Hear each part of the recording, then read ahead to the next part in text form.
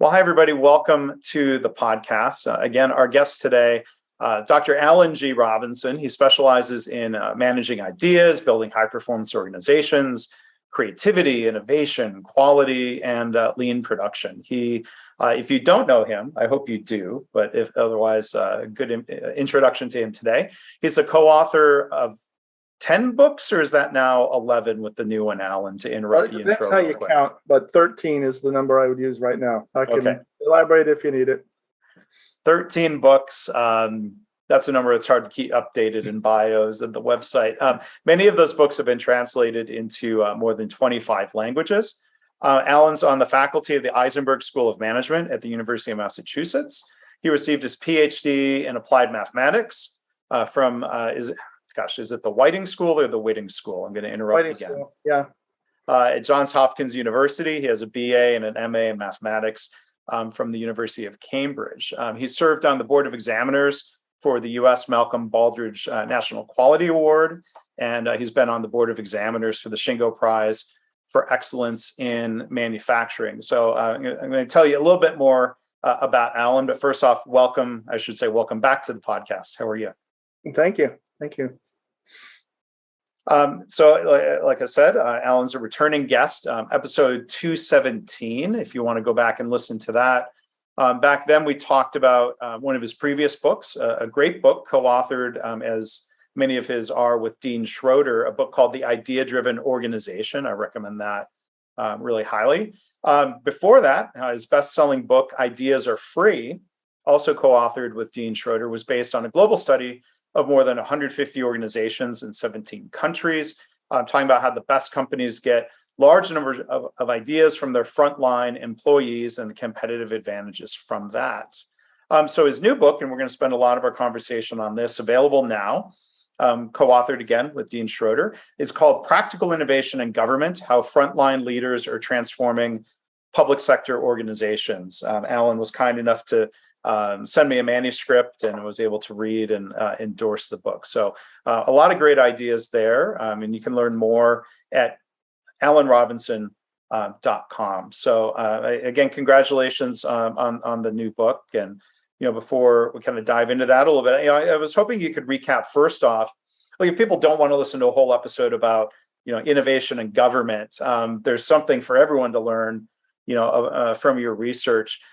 As you've said previously, about 80% of any organization's improvement potential lies in frontline ideas. Can tell us how that came to be discovered and how that applies in so many different settings? Yeah, that's a great question. We don't measure these things ourselves, but whenever we find companies or organizations, I should say, because some government organ like the U.S. Navy and its research facilities measured it, we always jump on this measurement, which is that they will take often it's cost savings or revenue generation or some measure of outcome. And they sometimes, luckily for the world, but bad for them because it's really non-value adding activity, they tot up where the ideas come from. Mm-hmm. Usually it's because top leadership doesn't really believe that it's worth listening to the front line. So it's some middle managers making the case. But we have data from lots and lots of companies, and it always falls around 80. There's a large chemical company I'm not allowed to name, but you're wearing its products right now. It's 85-15 is their figure. And the funny thing is that number also holds for innovation as well. The number, if you actually measure where innovative ideas come from, it's usually between 70 or 80% start on the front lines, on the very bottom of the organization. Obviously, with innovation, they need management involvement and so forth. But if you just look at where they start, you get those similar numbers. So it's just data. And I do advise my consulting clients when they say, should we measure it? You don't need to. I know what it's going to tell you. And why don't you just do it rather than spend hours adding up numbers that just tell you how much an idea saved or generated? You don't really need that information. So, but there are enough people who've measured it to give us the data we need. Yeah. And I know from previous books that data is very consistent in different countries, different industries. It really turns out to be true. Yeah, it's absolutely. Again, we don't control where it comes from, but we have, government, manufacturing, service, wherever people want to measure it. And luckily, I say luckily, because if there's data. American Airlines used to track this data. It takes an average of 4 hours of a manager's or professional staffer's time to put a number on how much an idea is saved or generated. So if when they're doing this, it's really chewing up a lot of their accounting capacity. Yeah. But they always end up with 80%. So I say, please don't do it. And at least don't say, I told you to do it. Right. And usually the remedy is just top management education, because that's where the demand for that comes from. So it's just, we're lucky that number exists, because nobody should be tracking it except maybe some researchers. Yeah.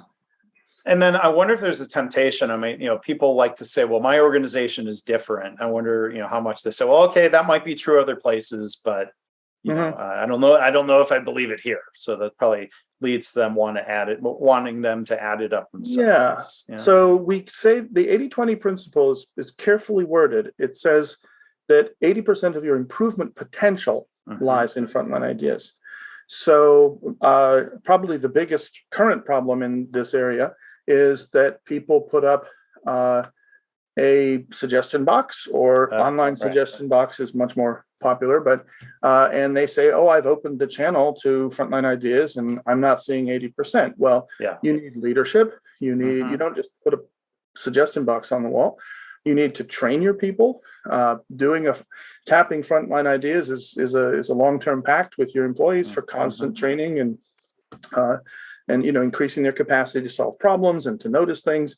And then you have to set up the systems to handle these ideas. And unfortunately, very few managers know how to do that. So they end up with a very weak channel, and they think that's what they're tapping, but they're really not. Yeah. So I'm glad you emphasized that potential. I mean, thinking back to one of your previous books, ideas are free, but they're often not valued. Or, like you said, there's not structures in place. And, I think sadly, somebody might make, kind of a token attempt to gather ideas, and then quickly, it's almost like they're trying to prove a point. Like, well, see, I told you so. People aren't speaking up about their ideas. And like, well, how hard did you try? Did you create psychological safety that made it okay for people to speak up? Like there's that kind of that self-fulfilling prophecy, it seems, unfortunately. Yes. I've even been hired by unions to try to break down management so that they would listen to ideas from the unions, so that they wouldn't close factories, thinking that it would be cheaper to go to a foreign country. And it's not actually. If you can take very highly paid American workers, and if you use their brains, instead of just their brawn, then you're more than competitive with people who are just basing their competitiveness on low wages. Yeah. And some of those old mindsets, or those old habits that come from those mindsets, those die hard sometimes. But we're going to talk about some success stories today and some lessons learned.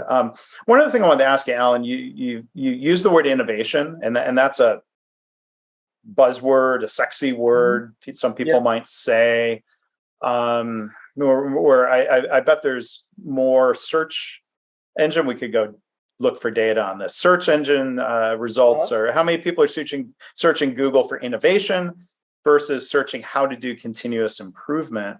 I mean, where would you draw the distinction? Like, to you, what's the difference between something you might just call an improvement versus something you might label an innovation? Does that matter?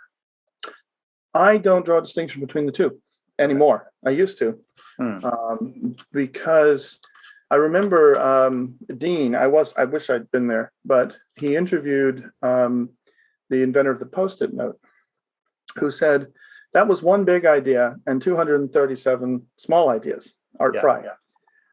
Because the truth is that an innovation, sending a starship to Mars, involves some big ideas, some small ideas. The big ideas enable the small ideas feed the big ideas, and the overall thing is the innovation. So I don't think you can be if you just try to separate out. And I remember in early thinking. Like Masaki Imai had his graph with continuous improvement versus innovation. I remember the University of Chicago study that tried to compare the two. But the fact is, I think that any innovation that's big has hundreds of small ideas in it, as well as big ideas. So you kind of need all of that. So I guess what I'm now telling people is, if you want to be innovative, you need an ecosystem. You've got to be able to, as we wrote in the book, this recent book, you've got to be able to do it all together, because if you leave out any part, the whole doesn't work very well. I don't know if I answered your question. But No, that makes a lot of sense, the way you say that. And you could even go with Toyota, which is known for at both ends of this, and you could say, well, the Prius or the new Mirai, the new Honda, the new hydrogen fuel car. That wasn't just, let's make a hydrogen fuel car. It's a lot of things together, and if they didn't get all the small ideas, the thing wouldn't work. Right. And you could be a company that has very innovative products, but then if they're not tapping into their employees for continuous improvement, it seems like, back to that word potential, there would be a lot of lost potential. Like, even looking at there's a certain factory in Fremont, California, that used to be run by Toyota and General Motors. It was very much aimed to be that culture of continuous improvement. And the new owners of that building, namely Tesla, there's no dancing around that, are said to not have that same sort of culture, that it's very engineer driven, expert driven, and it seems like, again, like lost potential. Yeah, I went there and I took my daughter there on a tour, just a little choo-choo train tour, and I think my undergraduates at Isenberg School would have picked up a lot wrong with that place on a speeding trolley. Because even my daughter, who's a medical doctor, was going, what's going on here? This place, meaning once it was a Tesla factory? Once it was Tesla. It was a disaster area. I don't mean to slander anybody, and it's probably changed since then, but there was most assembly lines in car factories, they snake around. They said, we don't do that. We go up one side and then it stops. And then a robot that's named after a Marvel character picks it up and puts it on the line that goes down the other way. And then it stops and it's picked up and put on the line going back. Why don't you just and by the way, the robots break all the time. And why don't you just sort of carry the conveyor belt around, and the thing can because Elon likes robots. And but the place is shutting down all the time because the robots don't work, but it's cool. So it was fascinating to see that. I bet. And I'll just I'll leave it at a positive. Like you said, things maybe have changed. Elon even made his own comments publicly when he tried to basically over automate the Tesla Model 3 line. His famous comment of humans are underrated. Yeah, that's right. And there's go ahead. Sorry. No, I was just going to say, his background wasn't manufacturing, but it was sufficiently different and eccentric that I actually asked my tour guide. I said, have you anybody in here with any sort of manufacturing lean expertise? And the answer was, there was one guy a while ago or something. So it just wasn't of interest. And that's a perfect example, because Tesla is trying to be incredibly innovative. But if their cars don't work and they break down all the time and they can't produce them, then they are less innovative than they could be. Yeah. So hopefully they're starting to tap into that potential that I know would exist there in their workforce. I know that one guy, and he's no longer there, and we'll save that for another time. But so let's get back to continuous improvement, and so anyway, I brought up this idea that not every company is on board with embracing frontline employee ideas. I mean, I'm going to ask a generalized question, which is probably difficult to answer, but you've been at this a long time. So let's say, looking from like 25 or 30 years ago to now, do you see more executives who are receptive, if not enthusiastic, about engaging their frontline staff? And I'll say this with an MBA degree, have MBA programs still just drummed into people's heads that they're the experts, they're going to have all the answers when they're executives? Are we seeing change? Not as much as I'd like to see. in that space. It's extraordinary. And I just think it's because the older paradigms are extremely strongly held. I think I'm certainly starting to understand more why it hasn't changed. And I think a lot of people are seeing that.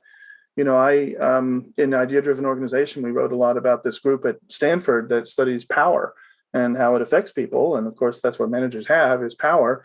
And if you go down that punch list of things that they discovered about people with power, not studying particularly improvement or innovation, they don't listen to people. They think they know better. I mean, it's just like a litany of things that mitigate against, cognitively against being able to take in any information from others. So yes, I think we're still very much stuck in the top-down sort of mindset. And I think that we also are not educating our managers as well as we used to. As you do, I deal with a lot of management education, and most of the places most of the large companies have completely there's a few exceptions, have hollowed out their management education. They send them to one-day seminars, but they're not developing them like the U.S. military does, where they go to, they make the next turn in the pipeline and they go to some school for colonels, and then they go to a school for, generals, and there's more leadership development, and they're thinking about these things. The world has become so transactional that I think it's just a cost that often gets cut. So I'm fine. I think if we had that old world of where managers the people put resources into training their managers, I think this is what they would be trained in, but they're not. So I would hope so. I mean, I think of, I wonder how many MBA programs are, they may be telling students about lean, but how deep they're getting into that, I don't know. And are they framing it as, cost reduction projects, or are they framing it as a culture and as a management system? I know Steve Spear at MIT has opportunity to teach some of the MBA students there about that. Another Sloan professor, Zainab Tan, great book. I've interviewed her, called The Good Job Strategy. Are you familiar with that? Yeah, I know her, and she was an early Ideas Are Free sort of fan as well, which informs a lot of her work. In several of her sections are a lot about how you can get frontline people involved, and that's why you pay them more. Yeah, so I'm glad she emphasizes that. But so I can give you an actual there's some data here. Great. There is a group of what's it called, the Lean Educators Summit that happens every year, and I went to the very first one, and it went out on a national mailing list. They invited all higher education people who were interested in teaching Lean to come. And do you know how many people came from the whole United States? 8 people. I was going to guess 12. Yeah, well, 12 was filled out. Some professors from the home institution. I'm not really counting those. Oh, okay. The point was the interest wasn't there. And I also remember being at a meeting at LEI with some of the older Lean people. I include myself in that, and saying, why is there just not an interest in Lean? So it's actually not just frontline ideas. It's Lean in general. Sure. Struggled because it's difficult. It requires people to think, and it does require you to be open to ideas from others. I mean, that's a big part of it. Years ago, when I wrote my first book with Shingo, and I remember asking him a sort of a stupid canned question. I was way younger. What's the secret sauce to the Toyota production system? Everybody wants to know, and you always get a different answer. But he said, we, for the first time in history, which wasn't quite true, but we managed to set off mass creativity. That's what it's all about. He's the one who pointed me to these idea systems, 40 years ago. He said, that's really where the action is. You get the front line involved in constantly solving problems and making improvements. And so he kind of knew. There wasn't the data we have now, but he was battling that 40 years ago. Yeah. And that book, I have this book, and I forgot that connection between you and Shingo. So the book's title, I'll put a link to it in the show notes: Modern Approaches to Manufacturing Improvement, the Shingo System. That was back in the Norman Bodak Productivity Press days, right? That's right.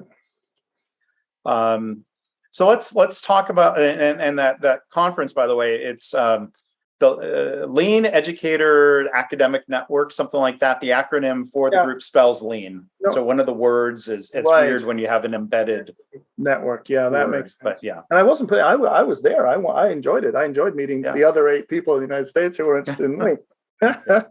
But there were only 8. Yeah. So let's talk about one of the CEOs who I think is exemplar in terms of wanting employee ideas and valuing them and working toward that culture. Somebody who I've interviewed a number of times, Dr. Eric Dixon, who's been the CEO at UMass Memorial Health, not far from you.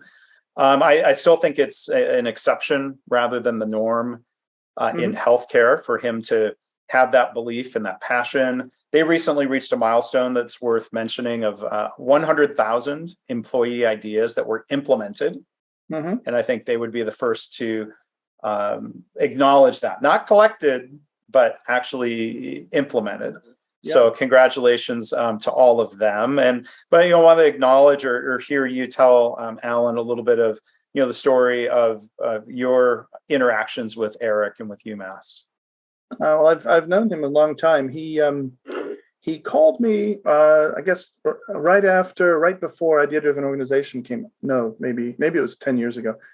So before then, and he asked me. He was COO at that point of UMass Memorial, and he wanted to have me talk to his 800 people at the management at their management retreat. So I did that, and a lot of enthusiasm from him and people there. And then about a year later, I had an email, just random email that said, "This is Eric Dixon," and it was titled "New CEO Wants Idea System." And he had just been made CEO that day, and he was writing me. He was headed off to Hawaii, and he said, "I'm headed off to Hawaii. I want to talk as soon as I get back." But that was the first thing he wanted to do, as far as I could tell. I mean, it's only your first day on the job. You're. So I am a teach to fish kind of person, and I sort of helped them. I trained they had a process improvement group. I can't remember the title of it, but there were sort of 8 to 10 professionals who were doing mostly process work, laying out mapping processes and helping teams. And Eric said, "I want this frontline thing, and I want it sort of done right." So I trained them, and I helped them set up their pilots. So we got them started, and of course to your original point, really, this is not rocket science. I mean, if you want this to happen in your organization, you can make it happen. It's not, at one level, it's not hard. At another level, it is hard, because you're trying to raise the level of thinking that goes on in your organization, and that's tough. But anyway, Eric, because I'm a teach to fish person, and if you're a professor like me, I think I had to add it up. I'm probably close to 100,000 students now, and they go out there. I lose track of them after they leave, unless they contact me and say, "Here's how I'm doing." So you were the person who told me that they had 100,000 ideas. I'm thrilled. I'm happy for them. But I had no idea what they were up to since I left them. Well, it sounds like you did a good job teaching them to fish, and that executive drive to not just take a stab at having a program like, we did some training and then nothing happened. Like it requires that energy and that recognition and everything that Eric does as a leader. Yes. So he's a wonderful leader, and he models it well himself. And he understood he had a few years to think about this as COO, and he understood, and there's other organizations that have done this in the healthcare space, as you know. But and they've all had very special leaders, and who were patient and thought in systems terms, and were aware they'd meet resistance. It's fascinating. I'm watching one of my kids go through. She's just finishing up her residency now, and the sort of modern, but there's modern side to medicine, and then there's an incredibly archaic side. It's basically a medieval apprentice system with hazing. Unfortunately, that's what creates the doctors. And so now you come in and say, now we're going to try to be an improvement culture. No, that's a tough shift. Yeah, and Eric's also mentored by a former Toyota person from Georgetown, and like you said, they have this internal team. Some other great people who've come in from industry, some people who come from healthcare. So Eric would be the first to say he doesn't do it alone, but my gosh, he sets the tone, and the direction, and the expectation. Yes, absolutely. And on his blog, which he maintains as a CEO, he will publicly recognize people and celebrate the improvements. And I think that's one of the executive habits that a lot of people might say, like, well, I'm too busy. I'm going to delegate. I have an improvement person. But boy, when it comes from the CEO, even if someone, I think a lot of times, I can't speak for Eric's organization, an executive might have a process improvement person kind of feeding them, like, here's what we'd like you to highlight. But then the fact that they send it out themselves carries a lot of weight. Yeah, no, he was a clear believer. I just go back to first day on the job. That's what he said his biggest priority was, and we ran with that. So yeah, that's what you need. You need to be very dedicated and visionary to do this. But that being said, the steps you need to take are, I think, quite linear once you're past and become a leader of Eric's mold. Like you said, it's not rocket science, or we could say it's not brain surgery, or it doesn't require degrees in applied mathematics. Yeah, that's right. Yeah, it's the same with lean as a whole. I would say it's not terribly complicated. It is systems thinking, which is very hard to, thinking fast and slow. Just made that point wonderfully. It's something we do not like to do as humans. Yeah. But it's good that some people are leading that charge, and that they're asking you or others for help. So I'd love to shift the conversation now to different levels of government. Maybe a part of society, or and part of societies that might not have a reputation for innovation, or kind of being on the forward edge of different management practices. But now that I've badmouthed government, and I didn't really need to do that, but the new book, again, is Practical Innovation in Government: How Frontline Leaders Are Transforming Public Sector Organizations. So from things that Alan has shared with us so far, I think the words and the title and the subtitle there aren't surprising. So I'm curious, first off, like, origin story for this book, of all the things you could research or look at or write about. Why this book? Why now? Why highlighting government? Well, as you know, it's been a while since I've actually looked at it, but I think the first line in the book is actually, we did not intend to write this book. And I'm actually don't consider myself a writer. I do the writing to support my habit, which is going out and investigating stuff. I really enjoy that. But what happened was, after Idea-Driven Organization came out, we started to get a marked increase, both Dean Schroeder and I, in interest in how to do this in government. And we had a discussion by an earlier version of Zoom, and said, we've done a lot of work in government. I've done a lot of work in government, and not just in the United States. And we've always left these organizations feeling it never stuck. We'd get some enthusiastic leadership team and training. They'd do things for a few months, and then it would die off, and somebody would get transferred. And so we sort of realized there was a moment when we said, we need to really take this for what it. Stop coming in as private sector experts saying all you got to do is be like business and you'll be fine. We have to study government as it is, go in, look at what's actually going on. John Cotter says this beautifully. His method of research is the same as mine, which is that you take a phenomenon and you look at some high performers, you look at some medium performers, and you look at some low performers, and you see what the differences are, and you write about what's actionable in all that. And that's all we did. We started looking out for examples of government organizations that were good at continuous improvement. Sometimes people think of, Navy SEALs, you'd never say they're used with reverence. They step into the private sector and everybody wants to pay them all kinds of money for motivational speeches. And we're looking up to government there, Sure. So there are some organizations. This coincided with a sort of emerging movement that we didn't trigger, but we were there from the inception. And that was that there were a number of government organizations that had kind of figured out how to do continuous improvement in their context. So we had our high performers, we had plenty of medium and low performers, and we sort of, as we were writing the book, we realized that many of the lowest performers that we were looking at, they only lasted for their continuous improvement groups would last for 9 months, a year. Often we were tracking down people after they'd been sort of laid off or sent back to their to their main job, so to speak. Yeah. But we just decided we were going to study this phenomenon from scratch, and we were really surprised by what we discovered.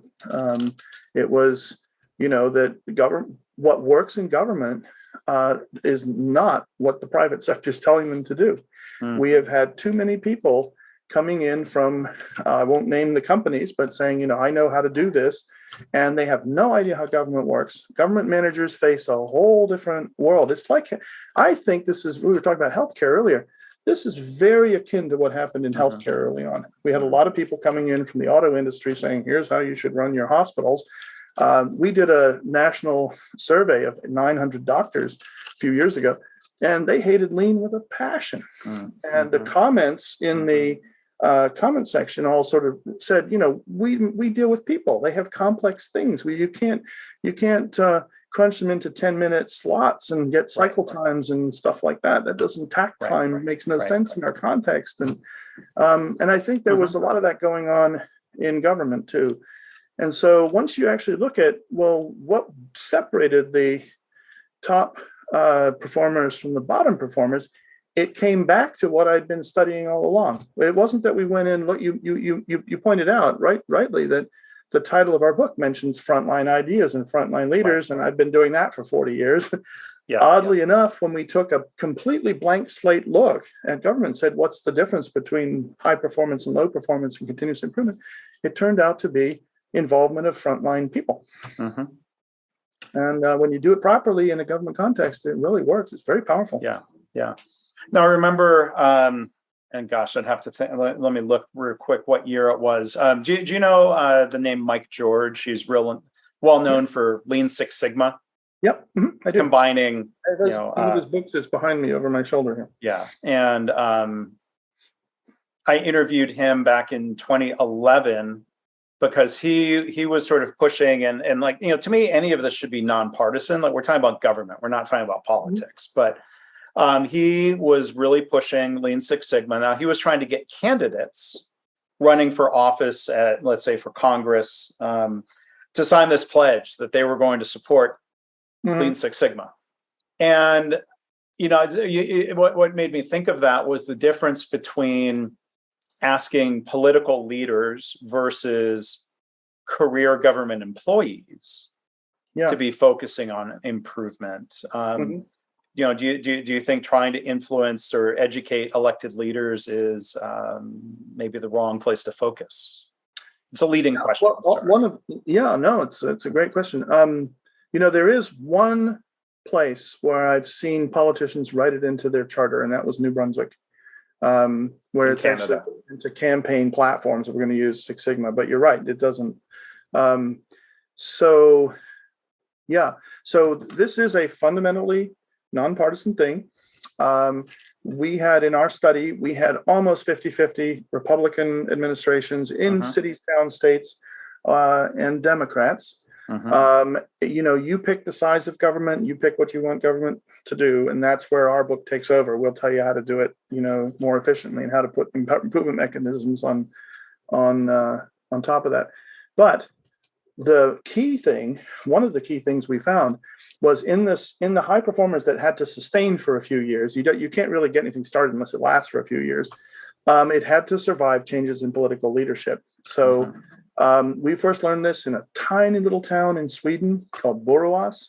And this town manager, it's probably 50,000 people, and this town manager said to us, the key thing is you got to not have it identified with the political party. You got to get it into the way we do our work. And then he gave us this lecture. We quote him in our book. He said, in government, one of the issues is that the nature of leadership is very different. The people on the top, that is the political class, are usually less well-informed about how their organizations run than the people who work in them. And in business, that's exactly the opposite. So the key, one of our early sort of ahas was to start looking for how these leaders, and we have some examples in the book of some who didn't embed, like Tony Blair, for example, did deliverology. he had it in his own office, and it was Blair's deliverology. And guess what happened when he left office? The first thing they did was swept it out.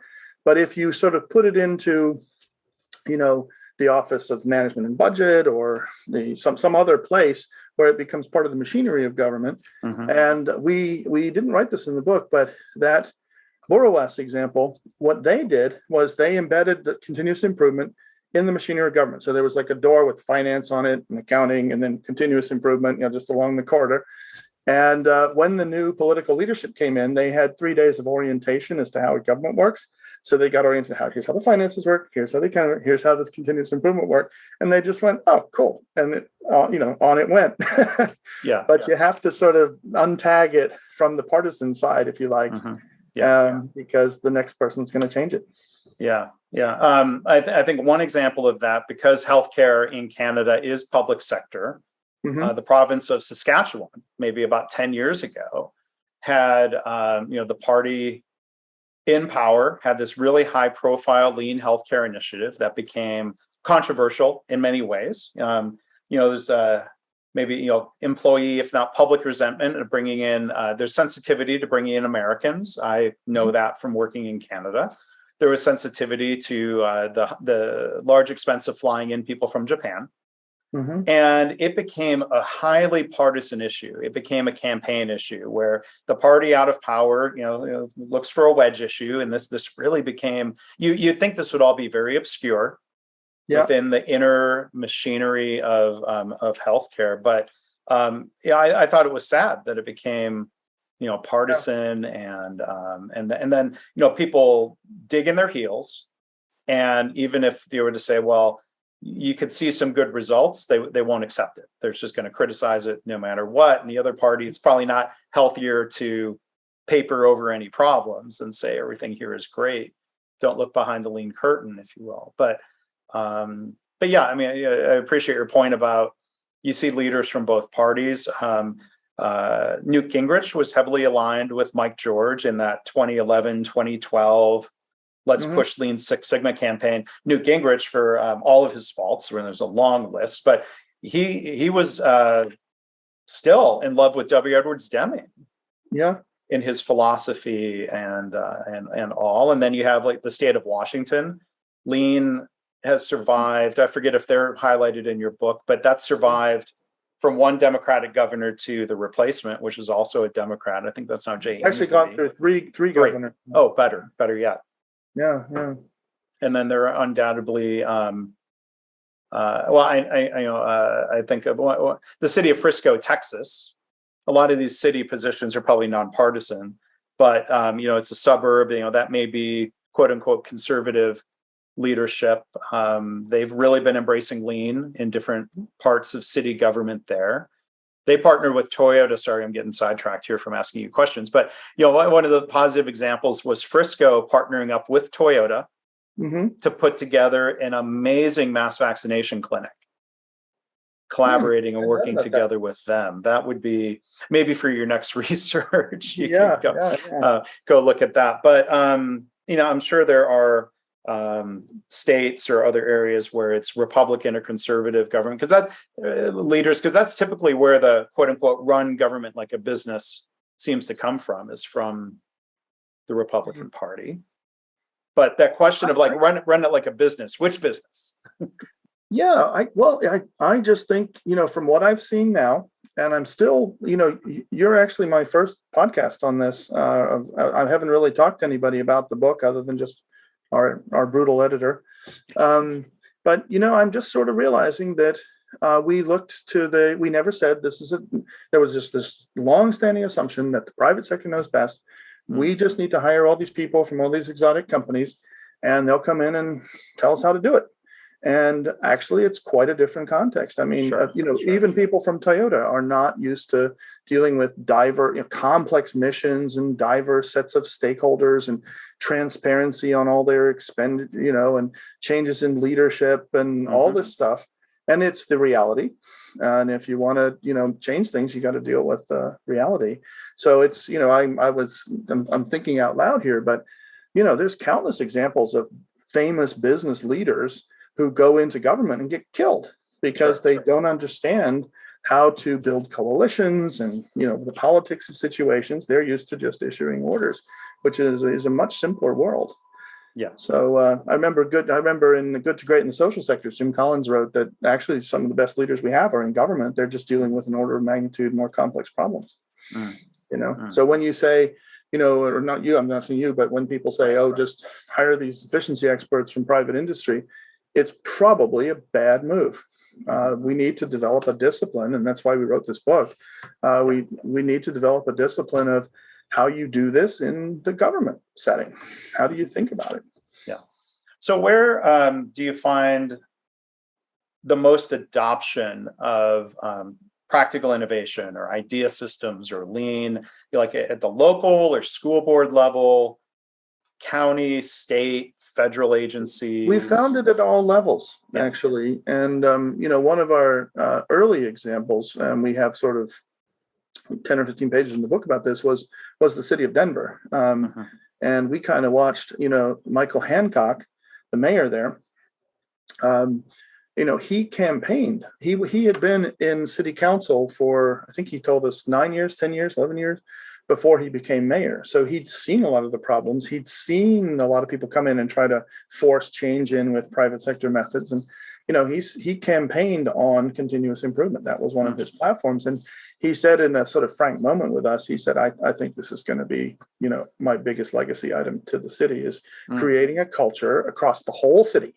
And of course, as you get further away from the front lines, you now are dealing with different set of issues because, as we wrote in the book, you have to kind of puncture down layers of management and get things to happen on the front lines for this type of continuous improvement that you can't yourself sort of see directly. So it was small units, just with isolated managers. Those were some of the first ones we met that made these incredible, transformative, innovative things happen, and all the way up to entire cities and states.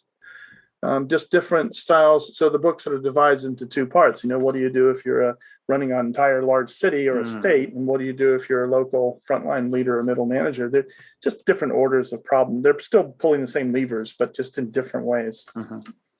Yeah, I mean, my understanding in Frisco, Texas, I got invited in to visit. Like, it started in the library with the director. They had business challenges. Like, Frisco is an incredibly high growth suburb. Population and demand for the library grows much faster than the tax base. There's kind of a lag there.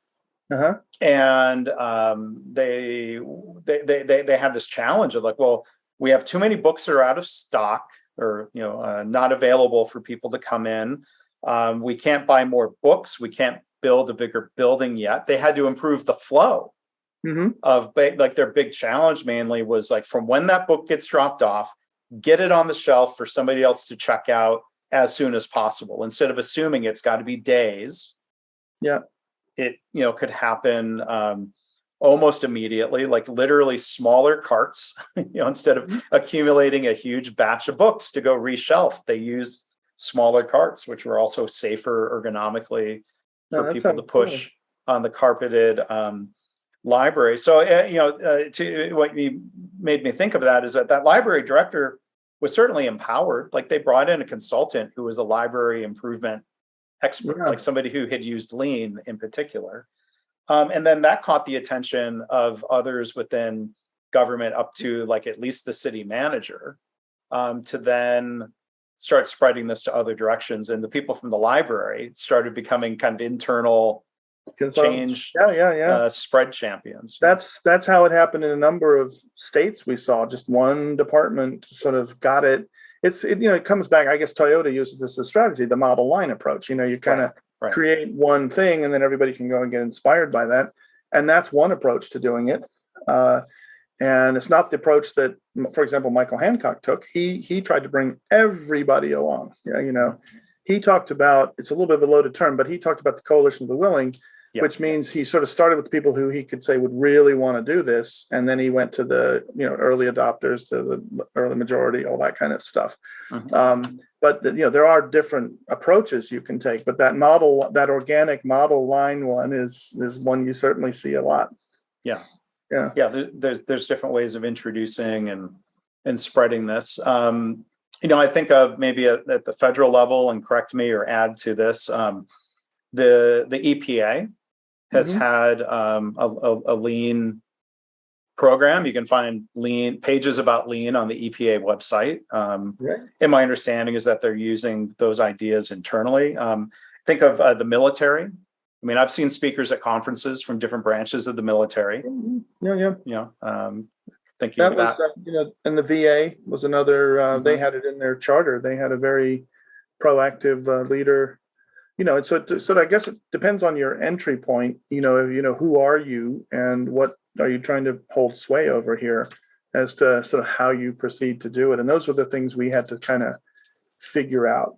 And we had to opportunistically go to the high performers we could find, because they're because of, you mentioned Results Washington and the lean conference out there. That's a national conference now. There's now a Canadian lean government summit. So these ideas are spreading, and there's stuff going on in other countries too that's just mind-blowingly good, and it will gel. It's sort of, in our academic language, it's pre-paradigmic. People, it's like the early days of quality. Or, should you use inspectors or should you process better? Now we're kind of figuring it out. And now we say inspection is bad, process is good. We have to get there with government too. There's a lot that still has to be figured out for sure.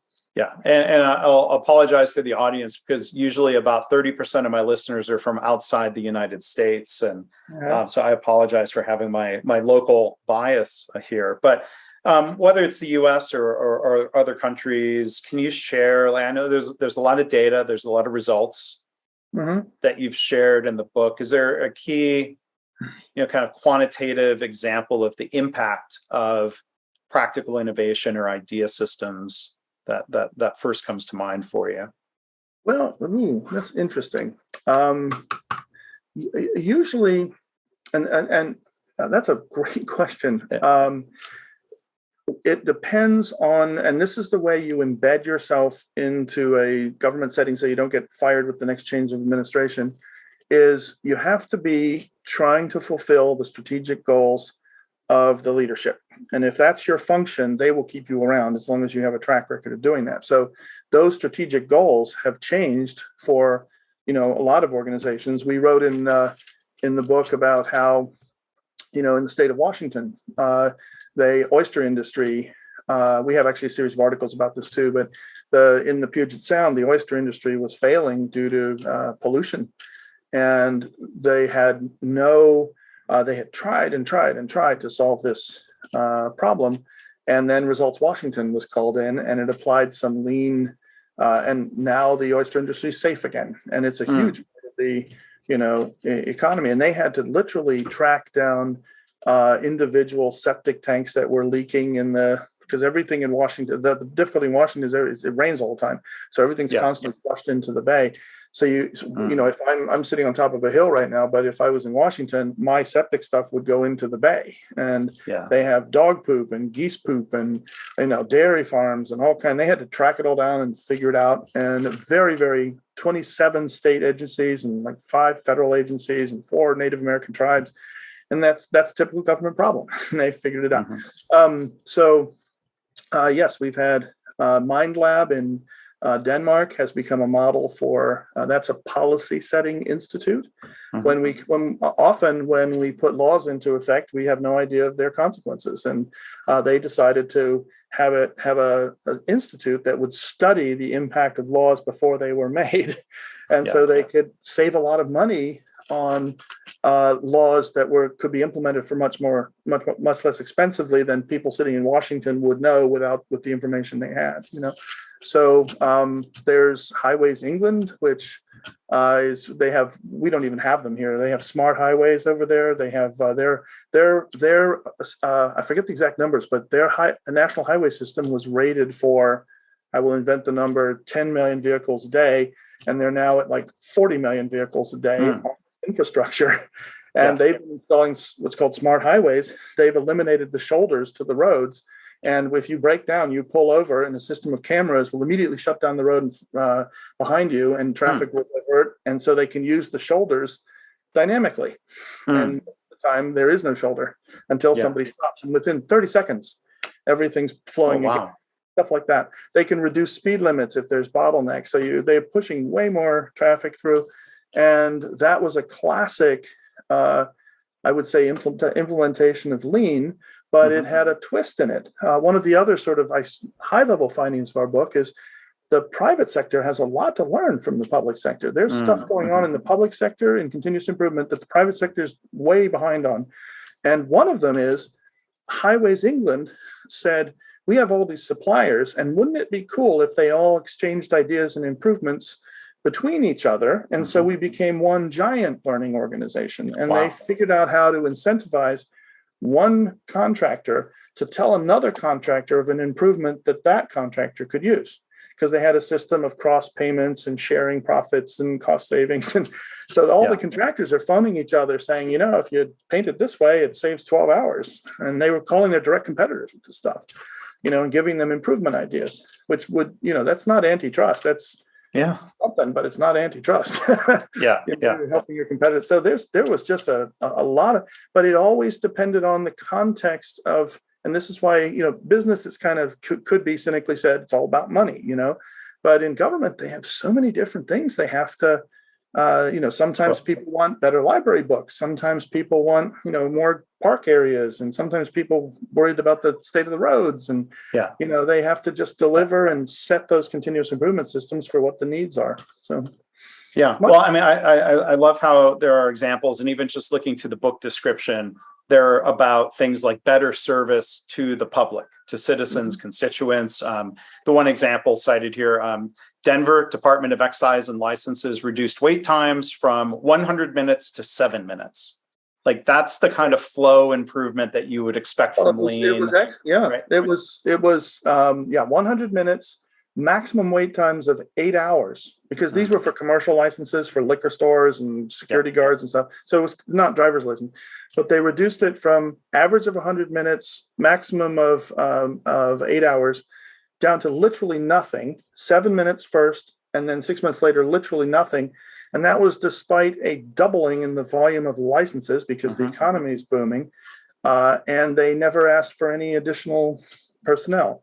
So when you look at that from the outside, back to one of your points from the beginning, is that innovation or what? It was all done through step-by-step ideas, but the outcome is totally different than what it was before. And Denver licensing actually went on to head, because it was deemed the showcase department, the most innovative department, to head Denver's marijuana. It was the first city to legalize recreational marijuana, and they had to figure all that out and license it. And they did that in addition to having no lines and the same personnel. I mean, that's Navy SEAL standard of excellence. And there's just a lot of pockets of that around we could all learn from. I mean, it comes back to your point of people might say, well, businesses are only focused on money. I think we could say the best businesses focus on more than just the bottom line. Again, there's the difference between the cost cutters and the improvers, right? Where we'd say, well, better financial performance would be a result of providing better customer service and better quality, better safety, things like that. So I could see if a cost cutter was running the library, they would probably be tempted to say, well, let's save money by slashing the budget for books. And then maybe the public gets fed up and says, I wish I could use the library, but they never have books, so I'll just go buy a used book somewhere. And then they get out of the library habit, and then they might say, well, why is no one coming to the library anymore? And then they have to cut costs again, right? Yeah, and then running it like a business, a mistake we came across a lot was just subcontracting it out, and then giving your subcontractors incentives just to cut, without perhaps intending to. So that's why we said very often, we didn't really spell this out too much in the book, that when you treat government too much like a business, you just create a different set of problems. And they're often much worse, actually. So I wanted to ask two other questions about, well, one question about the title of the book, the phrase practical innovation. Did you, how did you center in on that phrase? Did you get better response from people that you were working with? Or Barrett Kohler, our publisher, has a process that he uses for titles. And it's a Qualtrics survey that they send out, and we did like 4 or 5 rounds of them. We had to send them out to like 3,000 of our contacts, and I believe you were one of them. Okay. I don't know if you responded or not. That was I not probably did. Yeah, if they used your name, I probably did. Yeah, appreciate that. And they'd say, we have the following sort of 10 titles. Which do you prefer? And then they had subtitles as well, and they would mix and match and note trends.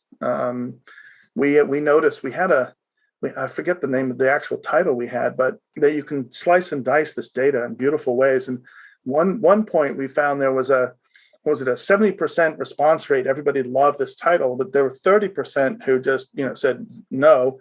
So then you started slicing it, and it was the people in government who hated it.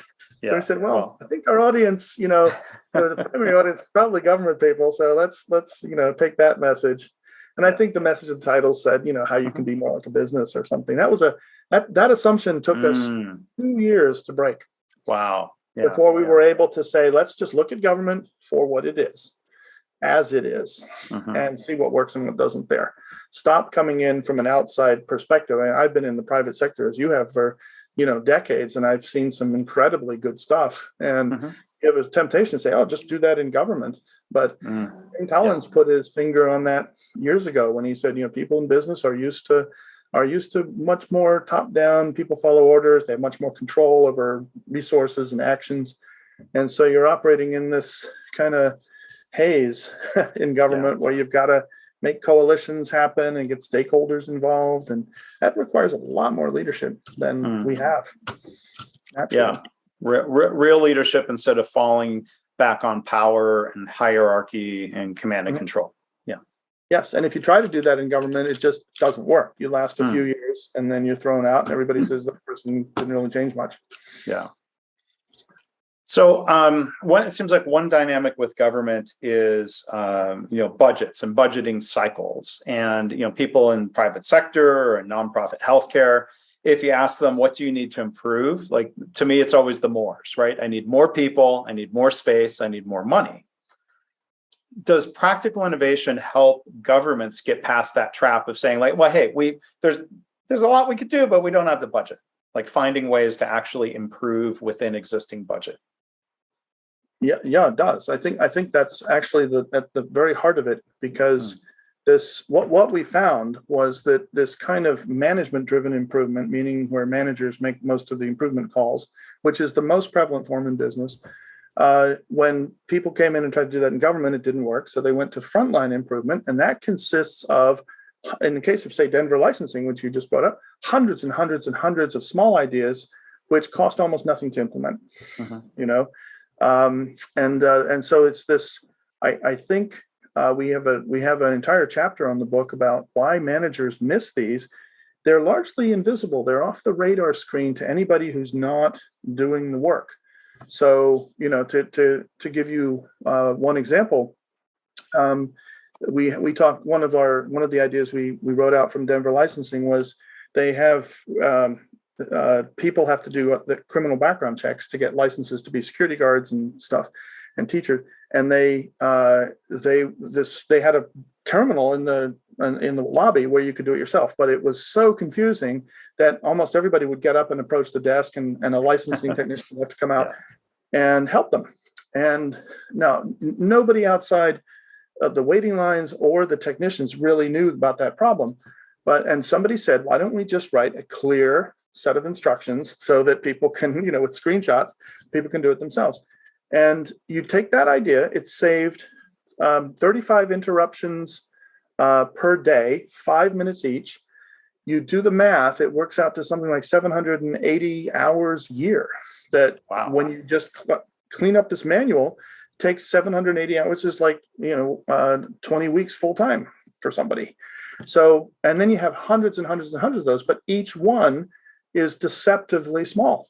You say, I don't really have, it's not really important. We need to think about the big stuff. But when you get hundreds of things like that, pretty soon you're running a totally different department.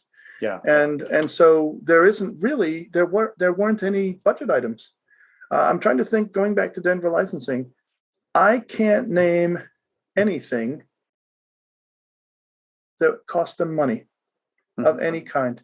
It was all just process improvements that they did. And so there was just like, but I mean, maybe you could say the paper for printing the clear instructions, but it was all at that level. Yeah, just And minimal. this is, Yeah. I think the cumulative impact of all these invisible ideas, and that's the 80/20 principle, is just enormous. And it requires managers to be educated so they know that, like Eric Dixon knows, that's where the real action is in his organization for moving it forward.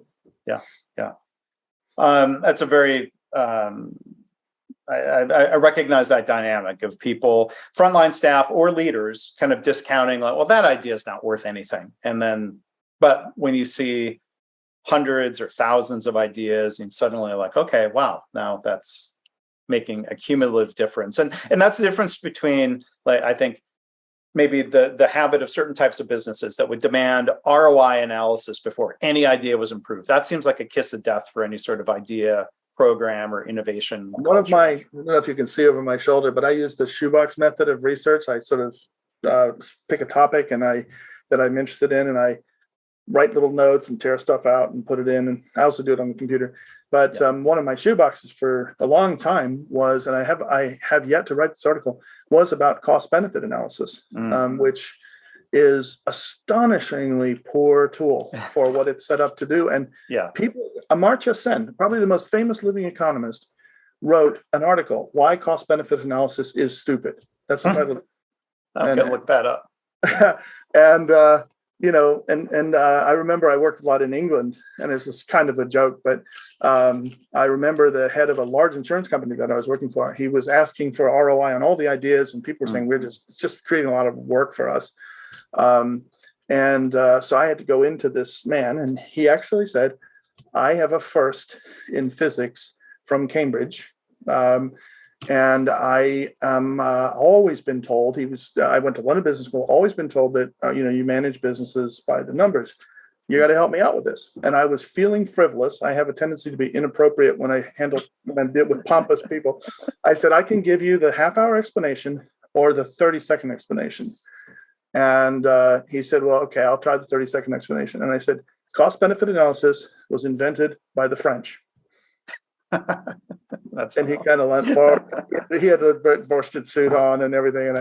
And he said, I think I'm going to need more than that. But it's actually, you go back to the original. Have you ever had a chance to read the original article proposing cost-benefit analysis? It's an actual point in time where the day before it didn't exist.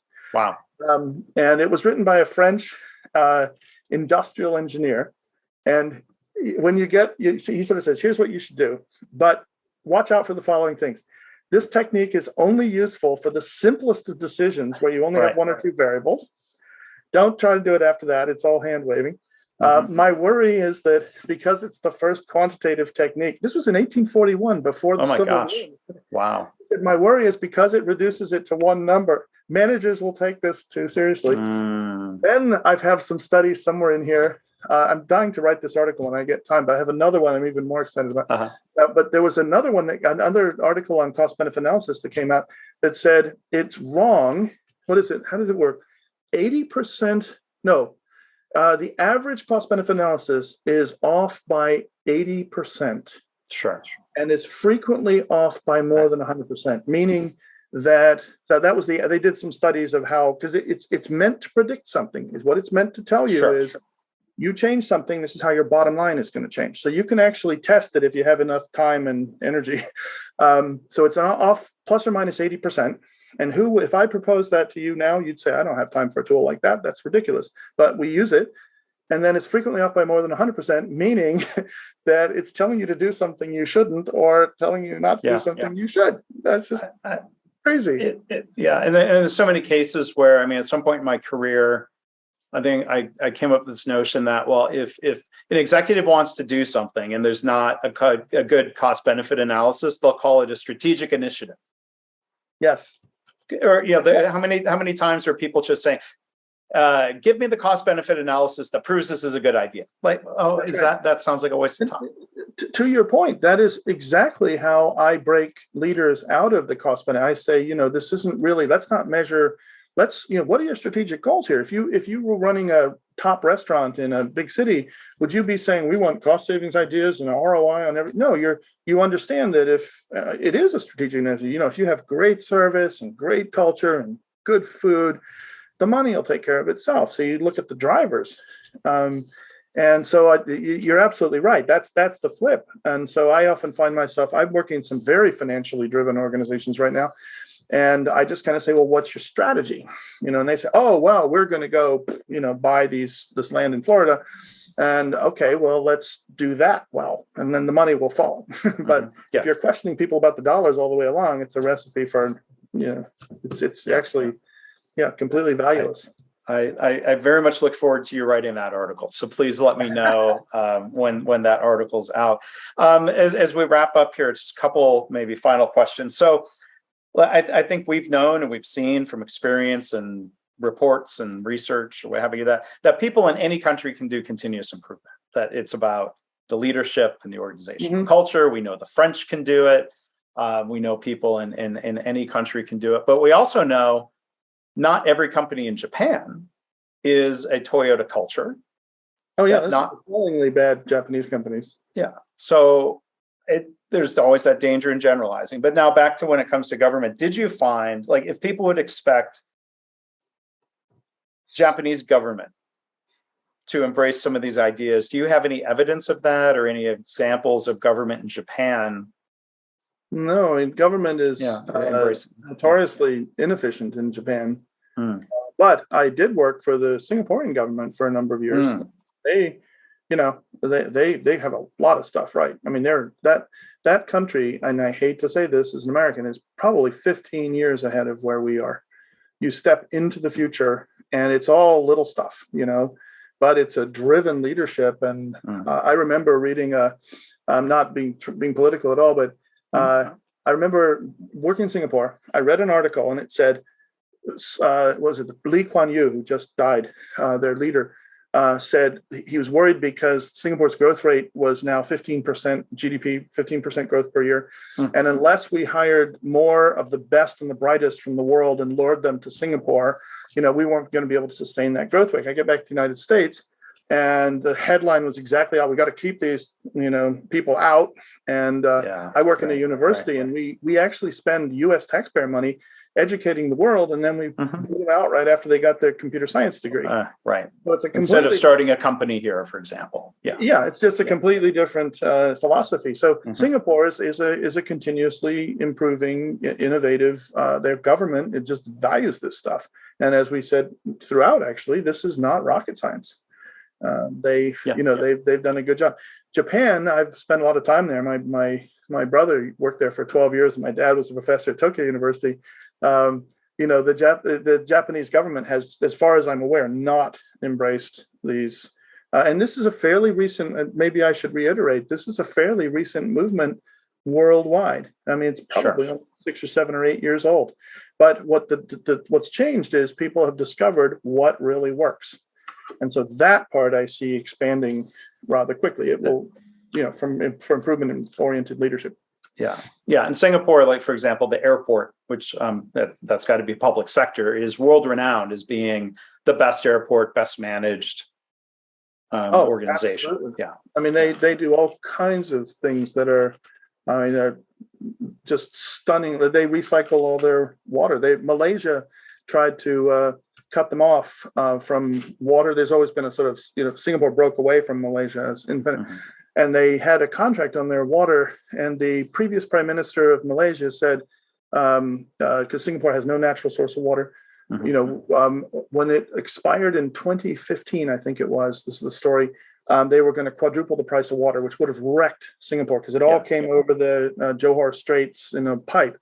And so Lee Kuan Yew, with their continuous improvement, he said, Singapore has to be 100% self-sufficient in water within 5 years. And so now they had the initiative was called IPU, literally, meaning that stuff that goes down the drain is all recycled. They have recycling plants. They had 80% of Singapore is a catchment area. So whenever it rains, which it does a lot, they catch it. And now Singapore, when I was at this factory, Arnold Schwarzenegger was coming the next day with a delegation from California to learn how you could have it so that anything flushed down your sink or toilet would appear in water. It's the way it happens in nature, right afterwards. And the upside of the story, at the end of it, is that Singapore Once they cut off that pipe, they have their own water now. Malaysia was trying to set up a big port right near Kuala Lumpur with container shipping, and Singapore bought the two largest shipping companies and that shipped there, and diverted all their shipments to other countries as a punishment for that. Yeah. But I'm no political statement there. It's just like 5 years to self-sufficiency in water and slamming back this country that tried to cut them off. It's really interesting. But it comes back to strategic goals or strategic imperatives. Right. Yeah. And they took that on. So it would be interesting to see what Japan. I'm sure your book will make its way to Japan in English if it's not translated. And look, going back 10 years ago, people would have pointed, people within Japanese healthcare would say, back then it was still very rare for a Japanese hospital to be embracing the Toyota production system or lean or whatever we call it. Yeah. And but that's been picking up. Toyota in Japan is now working with at least one hospital nearby them. And, they may not be the first mover with certain technologies, if you will, but, they'll catch up and there'll be things to learn from them. Like final story I'll tell about that is, American hospitals from Seattle that would go to Japan to learn from factories, because they would say, we want to learn from the best organizations and we don't want people to be just copying what some other hospital did, or that's not the best organizations in Japan. And so then they bring these lessons back to Seattle. And you know where Japanese hospitals were going to learn about lean? Virginia Mason? Yeah. They're flying to Seattle instead of cutting out the middle organization. And interestingly, she was also one of the people who endorsed our books, Wendy Corthu Smith, founded and used to head Results Washington. So she moved from government across to healthcare at the highest level. So, they sort of certainly respected what she'd done in government. Yeah. And, they've had a CEO, Gary Kaplan, Dr. Kaplan, incredibly supportive of lean and improvement. And as he's retiring, he it sounds like, the intent is that the new CEO is going to continue this forward. So I hope that continues to be a good place to go and learn from. So, Alan, thank you for being, so generous with your time here. I mean, it's great talking with you. And the book, again, the most recent book, and again, I can't recommend enough. Again, going back to the book with Mr. Shingo, I lost that, the manufacturing improvement book, but ideas are. Modern approaches to manufacturing improvement. Was that? Yes. Yeah.